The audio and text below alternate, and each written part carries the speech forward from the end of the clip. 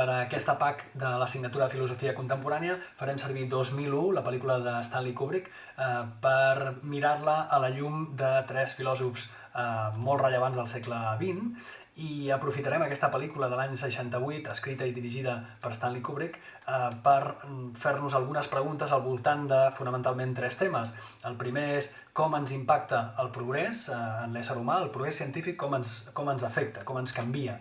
Per una altra banda, quina és la relació que hi ha entre la religió, el misticisme i aquest mateix progrés científic? I per últim, quin tipus de moral substitueix a la religió? Aquestes preguntes ens les farem, doncs, a la llum de tres filòsofs importants: Hannah Arendt, per una banda, Ernst Tugendhat, per l'altra, Iris Murdoch, i, per descomptat, també ens recolzarem amb alguns clàssics antics i moderns de la filosofia.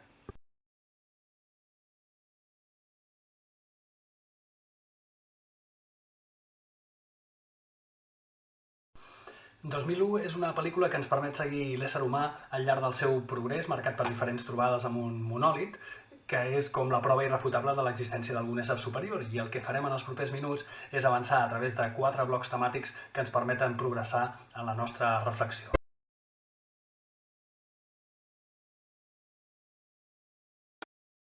Al primer capítol de la pel·lícula veiem com uns primats reaccionen per primera vegada a l'influx d'aquest monòlit, no? I descobreixen la possibilitat d'utilitzar eines, i no utilitzar-les de qualsevol manera, sinó de manera violenta. Sí?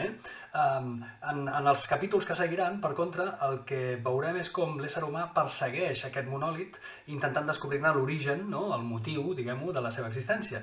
I aquest progrés cap a una resposta probablement molt existencial s'edificarà a través de la tecnificació, de la cientificació de l'ésser humà fins a uns extrems molt deshumanitzadors.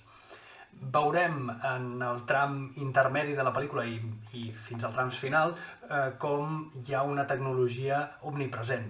No només han aconseguit arribar a l'espai, sinó que en el seu dia a dia fan servir molta tecnologia. Tot el que veiem és absolutament tecnològic, fins i tot hi ha videotrucades, no? Pensem que és una pel·lícula de l'any 68, no?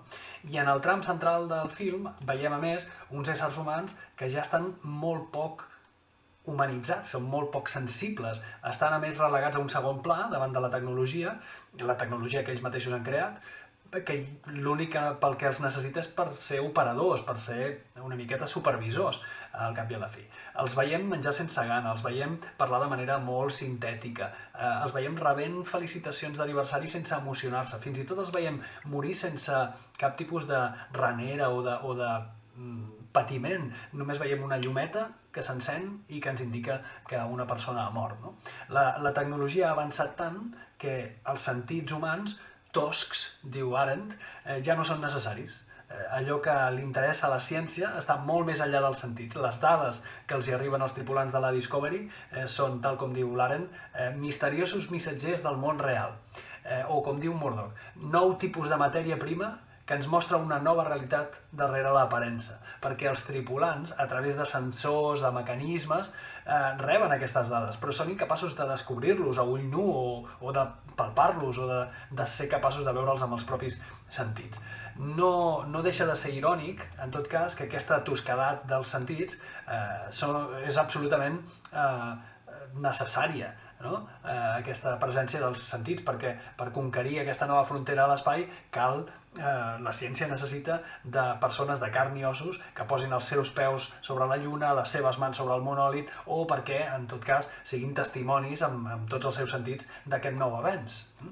Encara més irònicament, el tripulant que es comporta de manera més humana en aquesta nau és un ordinador, el famós HAL 9000.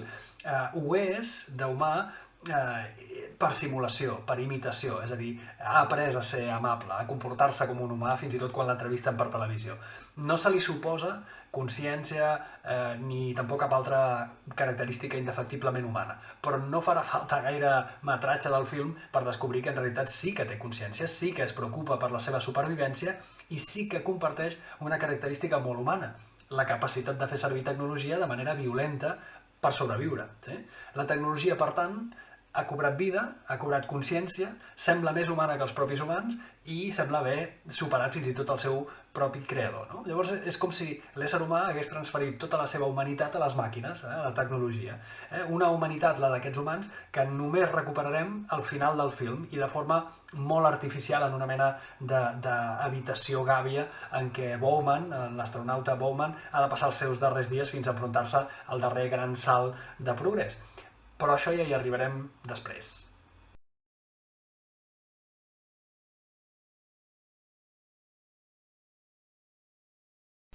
D'alguna manera, és com si, tal com ha succeït a partir de la il·lustració i tal com va rematar Nietzsche, Déu hagués mort. Sí? Déu ha mort i amb ell la religió, en el sentit de la incongruència aparent de creure en alguna cosa, l'explicació de la qual està més enllà de la comprovació possible, no? És a dir, de la ciència, més enllà de la ciència.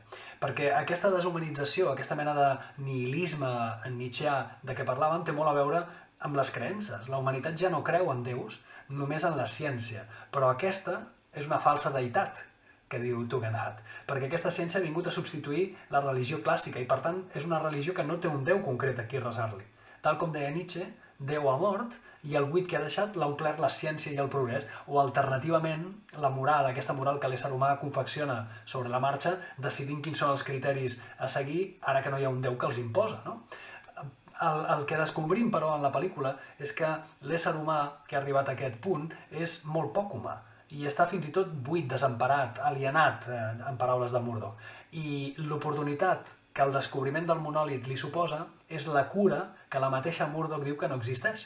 Finalment, tornar a trobar aquesta mena de figura paterna davant la qual respondre. La persecució dels monòlits no deixa de ser l'intent d'omplir el buit que la manca d'espiritualitat ha deixat en l'ésser humà. Una necessitat que Tugendhat titlla de constant antropològica.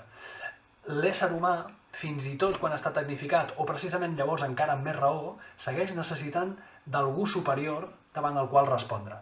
I els descobriments dels diferents monòlits, per tant, la certificació de l'existència d'algú superior, li ha donat a la humanitat aquesta oportunitat de tornar a creure. Havent tingut la sensació que és amo i senyor de totes les seves contingències, que diria Tugendhat, ha deixat de necessitar un Déu i l'ha suplantat per la seva pròpia imatge d'ésser omnipotent que ho controla tot. I l'interessant a 2001 és que la prova de l'existència d'un Déu no li arriba a una societat creient, sinó a una aparentment atea, una que ha descartat l'existència de les divinitats, havent-se col·locat a si mateix al centre de l'univers. I, per tant, el que es veuen abocats els humans de 2001 és a una particularitat ben pròpia de la ciència que tant lloen, la refutació de les seves pròpies teories. L'home, d'alguna manera, ha mort, podríem dir. Els descobriments dels monòlits ho han canviat tot. L'ésser humà ja no pot seguir sentint-se amo i senyor de tot. Hi ha alguna més per sobre, potser un creador, no? Per això podríem parafrasejar a Nietzsche, l'home és el que ha mort ara. I a partir d'aquest moment, la pel·lícula segueix la cerca esperançada d'aquest creador, perquè després de molt temps essent al centre de l'univers, controlant o creient controlar tot allò que l'envolta, l'ésser humà de 2001 acaba cedint a una figura superior, quasi paternal, que diria Tugendhat, que ens permet tornar a ser nens, que sabem que ens acompanya, que ens tutela, però també que ens pot castigar, potser, què sé jo. Algú, en definitiva, que li dona allò que potser havia perdut, un telos, un objectiu, un sentit últim. I la trobada o l'acostament a aquest ésser superior provocarà un darrer salt en el progrés de la raça humana. Però això ja tornarem després.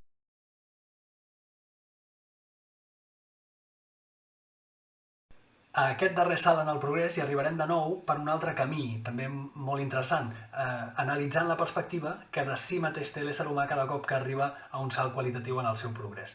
Aquests punts de progrés tecnològic a la pel·lícula venen marcat per l'aparició del monòlit, que és com una mena de balisa, no?, del progrés humà. Quan s'hi arriba ja s'han superat tots els estadis anteriors i des d'aquí és des d'on l'ésser humà pot mirar enrere com si fos l'Angelus Novo de Klee i dominar-lo, no? I com si fos el fulcre d'Arquímedes que tan sovint mencionaren, doncs poder mirar enrere i accionar aquest món o controlar-lo, aprendre'l, no? Una nova talaia, al cap i a la fi és una nova talaia des de la qual poder mirar i contemplar el progrés a una escala molt més natural, quasi biològica. El més interessant, penso jo, d'aquest fulcre d'Arquímedes en la pel·lícula és que genera un contrast molt fort entre la suposada conquesta del coneixement que hauria d'engrandir l'ésser humà per haver estat capaç d'arribar tan lluny, però el combina contrastadament amb un empetitiment del mateix ésser humà en poder veure's dins d'un context molt més gran. Ja no es tracta tan sols de saber que l'univers és gran, sinó el fet de veure'ns a nosaltres mateixos des d'una distància més gran la que ens col·loca en perspectiva, no? Tal com va passar amb la famosa fotografia, la primera fotografia de la Terra des de l'espai, doncs justament és exactament el mateix, no? Com si fos la teoria de l'al·legoria de la caverna de Plató, no? L'ésser humà ha escapat d'un món d'ombres per, des de la seva nova posició de coneixement, discernir la font d'aquelles ombres. Fins i tot, tal com en recorda Murdoch, li permet adonar-se que quan va creure que la ciència era el sol, en realitat no era més que el foc que projectava les ombres, no? Doncs ara se n'adona, des d'aquesta nova perspectiva és capaç de veure que no s'havia allunyat encara prou i que havia de seguir evolucionant encara anant més lluny, no?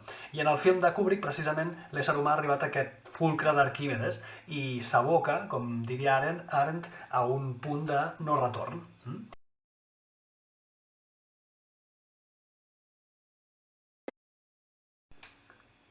El viatge de la humanitat travessa el darrer portal, no?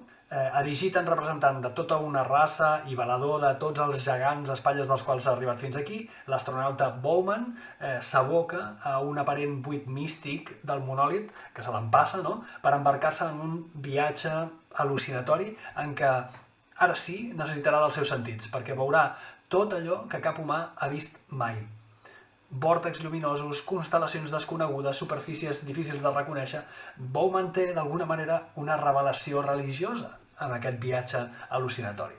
El destí d'aquest viatge al·lucinatori és una habitació de decoració neoclàssica i rococó, una habitació feta a mida perquè pugui passar els darrers dies de la seva existència.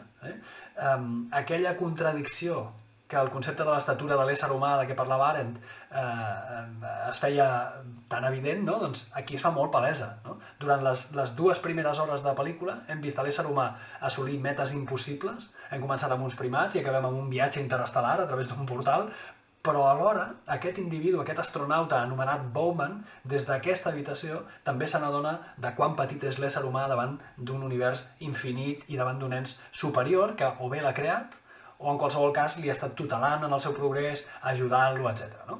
En aquesta habitació el temps es dissol una mica, es confon, Bowman es veu a si mateix en diferents estadis del seu envelliment i nosaltres com a espectadors som molt conscients que l'ésser humà, tal com el coneixem, està arribant a la seva fi.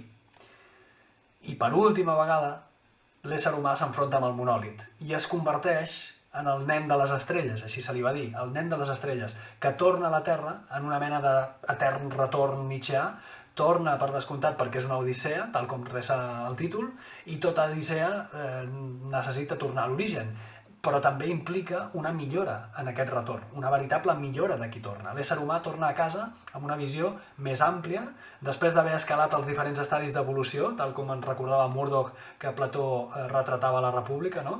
Doncs ha accedit a la idea del bé, una que li permet reinterpretar amb criteri tot el que ha anat descobrint sobre el camí. Bowman ja no és Bowman, ja no hi ha un jo, és tan sols una consciència virtuosa que retorna a la Terra. No sabem, això sí, si amb intencions messiàniques, simbòliques, això a la pel·lícula no queda gens clar. Retorna, si acabem amb Nietzsche, com a ésser superior, com a aquell superhome que deia Nietzsche. Ara és lliure i ara abraça aquesta nova iteració amb la intenció de viure-la en clau d'allò que deia Nietzsche del amor fati, no? Talment com si hagués de repetir-la fins a l'eternitat.